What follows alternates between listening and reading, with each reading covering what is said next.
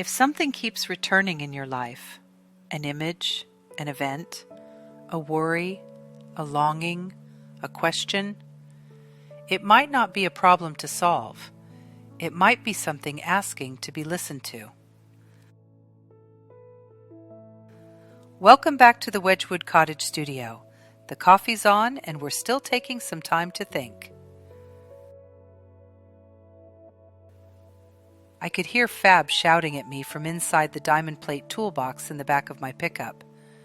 It was an absolutely gorgeous June day. The hills were covered in bright green leaves, the color fully developed, not yet headed toward the dusty, darker green of full summer. The sky was bright blue, dotted with an occasional fluffy, sparkling white cloud. Fab noticed the colors of the day and said, "I want a dress the color of this summer day." She was right. A dress the color of a bright June day would be beautiful. And I was imagining a full skirt swirling as I twirled, maybe a sparkling golden headband to evoke the sun. I sighed and put Fab in the toolbox and firmly shut the lid. I tried to avoid setting her next to the gallons of 15W40 because no matter how carefully you wipe them, they always drip and gather dirt. I wasn't banishing Fab, exactly. I was trying to quiet her so I could finish the next 9 hours of running the Ag Gator, the 2004, without being completely awash in misery, along with the dust and sweat that inevitably came with that particular job. But Fab, being Fab, continued to shout from the toolbox that a summer day dress would make everything beautiful. She still mentions it from time to time. I never made her that dress. It would be beautiful on her.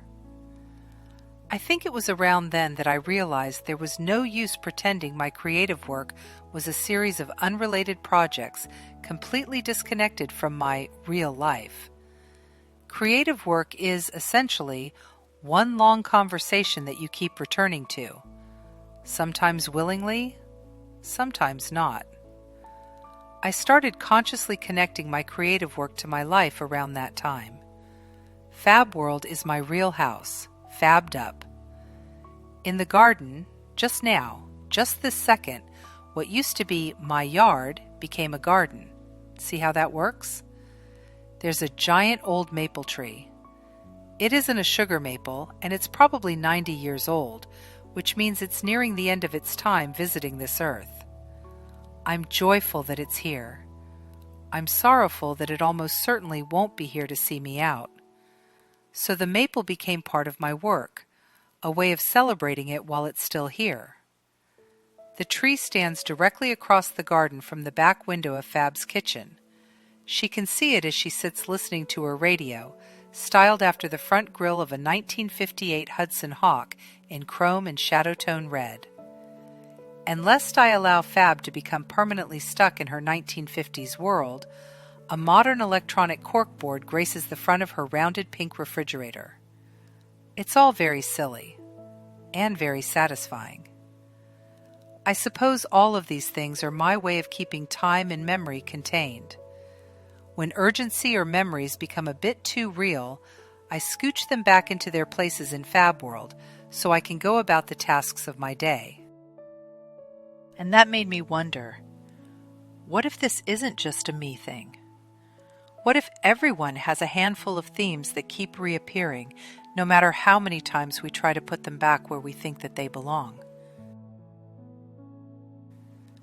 I used to think that I was stuck in life and in my work because certain themes and ideas kept reappearing. Was I just not all that creative?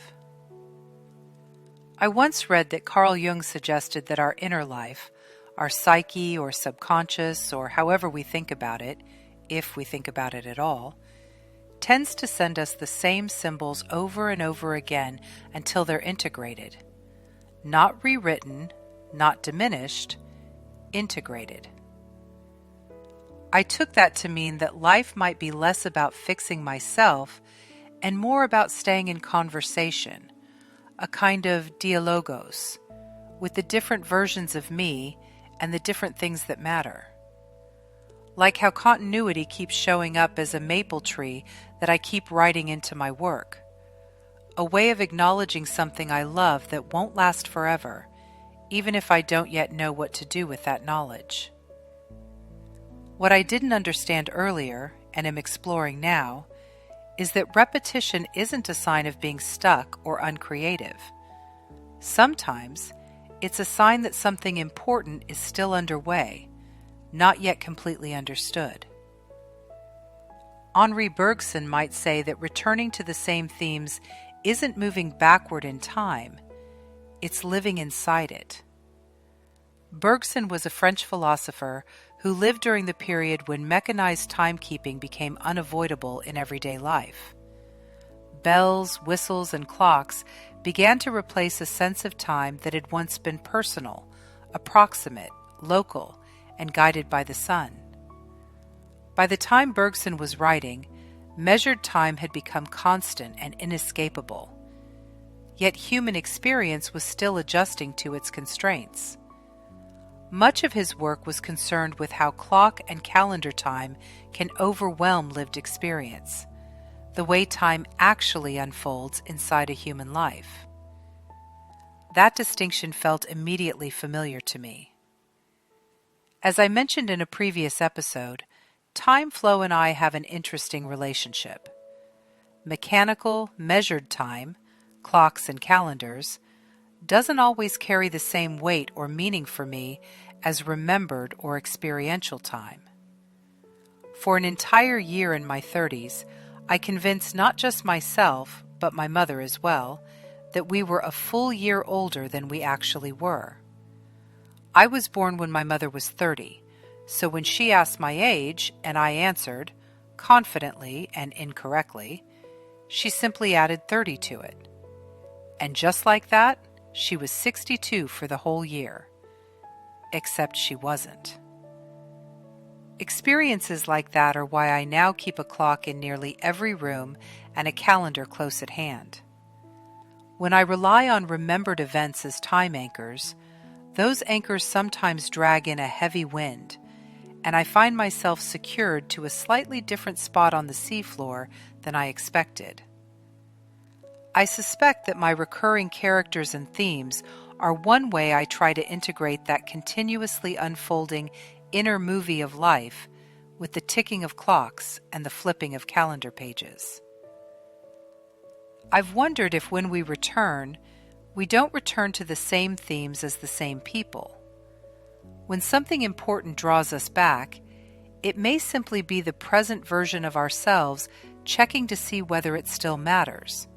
And if it does, why? I think this is one reason aging feels so different than I expected. I'm less rushed than I once was, but more aware of what's at stake. Time doesn't stretch the way it used to. It folds. Years gather themselves into a handful of moments that still feel alive, and certain ages quietly reopen questions I remember asking much earlier. That's when it started to dawn on me that memory wasn't failing me. It was reorganizing itself around what mattered. Somewhere along the way, I realized I had been thinking about memory all wrong. I think many of us do. We tend to imagine memory as storage, like a filing cabinet or a hard drive, something that's supposed to hold events accurately, in order, and on demand. And when it doesn't do that very well, we assume it's failing. But that isn't actually what memory is for. I was helped here by the work of Mary Catherine Bateson, who wrote about the idea of composing a life. She suggested that a life isn't lived once and then remembered later. It's continually being composed, revised, and re-understood as we go. From that perspective, memory isn't about perfect recall. It's about coherence. We don't remember what happened. We remember what mattered. Memory keeps returning to certain moments, not because it's stuck, but because those moments are still active. They're still helping us make sense of who we are, what we value, and how we've arrived here. That understanding changed the way I looked at my own work. I noticed that Fab's world isn't full of explanations. It's full of things. A house, a kitchen, a radio, a corkboard, a tree outside the window. Objects that quietly hold meaning without needing to justify themselves. The maple tree especially doesn't explain anything. It doesn't narrate. It simply stands there, visible from the kitchen, bearing witness to time passing. It holds continuity without commentary. And I think that's how memory often works. It doesn't give us neat summaries. It gives us images, places, objects, moments we keep touching lightly over and over from different angles. When I bring those things into my work, I'm not trying to preserve the past. I'm letting memory do what it naturally does. Take what still matters and carry it forward into the present.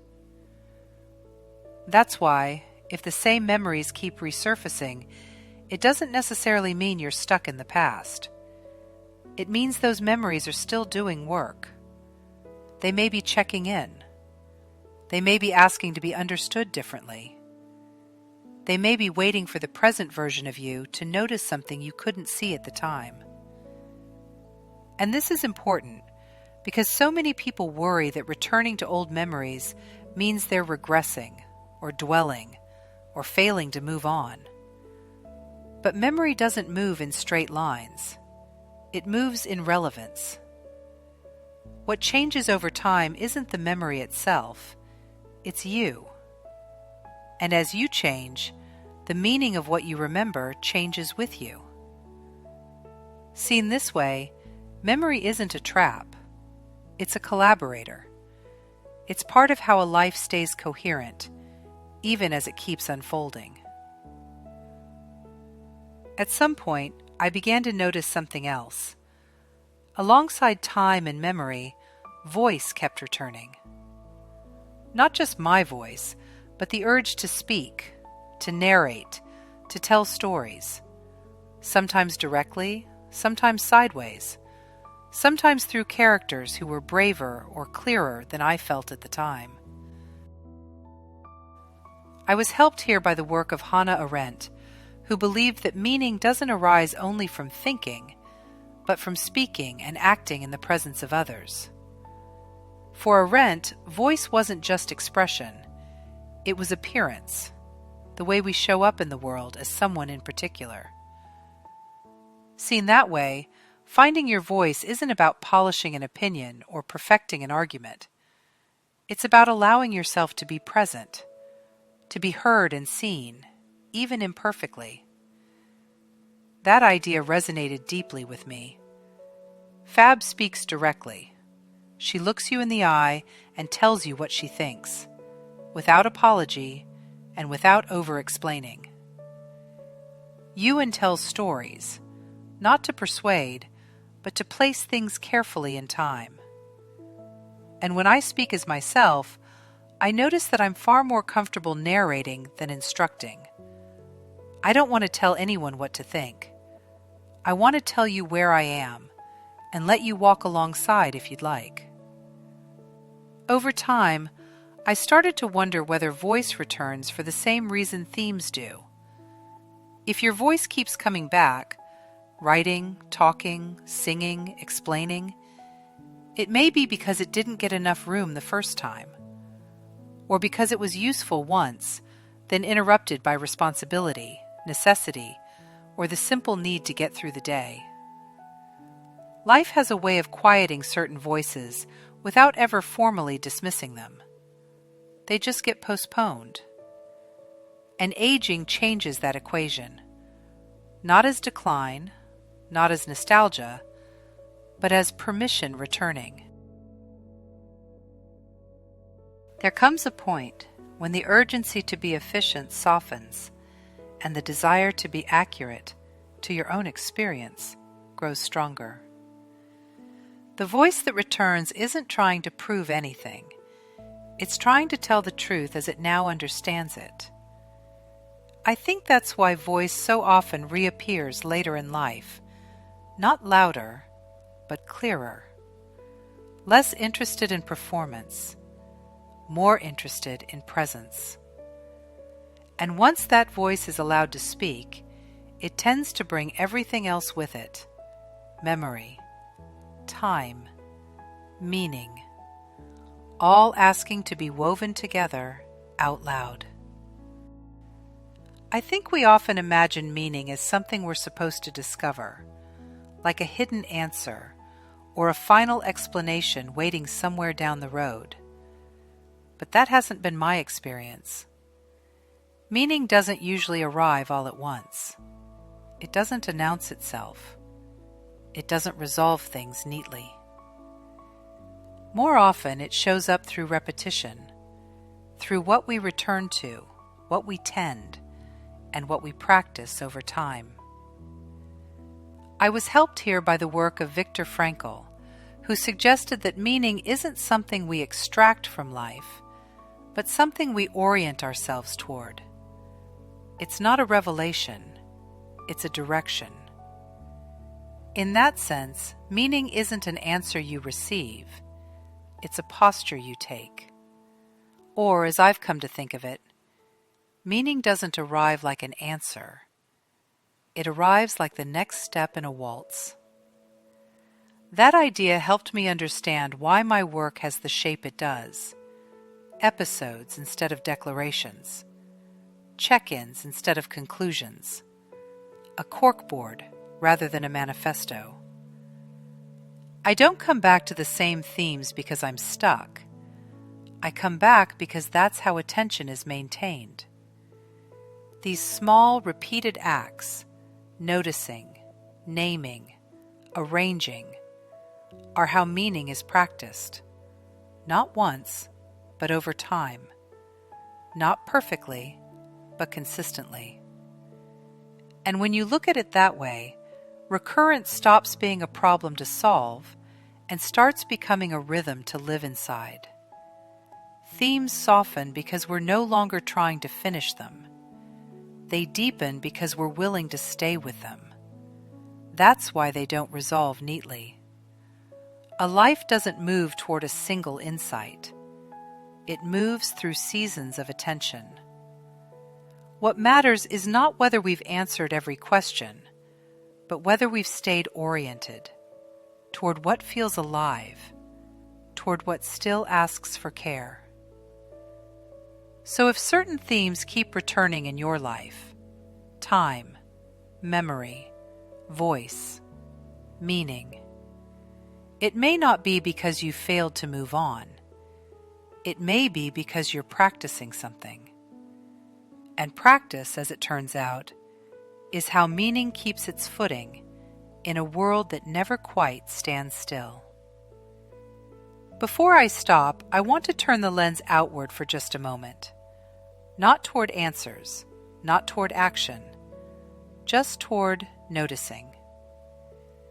If you look back over your own life, or even just the last few years, what keeps showing up? Not the loud things, not the urgent ones, the quieter returns, the images you keep circling, the questions that never quite leave, the metaphors you find yourself using without planning to. Those things aren't accidents, and they aren't necessarily problems to solve. If something keeps coming back, maybe it isn't asking you to fix it. Maybe it isn't asking you to explain it. Maybe it isn't even asking you to understand it yet. Maybe it's asking you to dance with it a little longer. You don't need to do anything with that idea. You don't need to hold on to it. You don't need to agree with it. You can let it land. Or not. Sometimes attention is enough. So until next time, remember that taking time to think is always okay.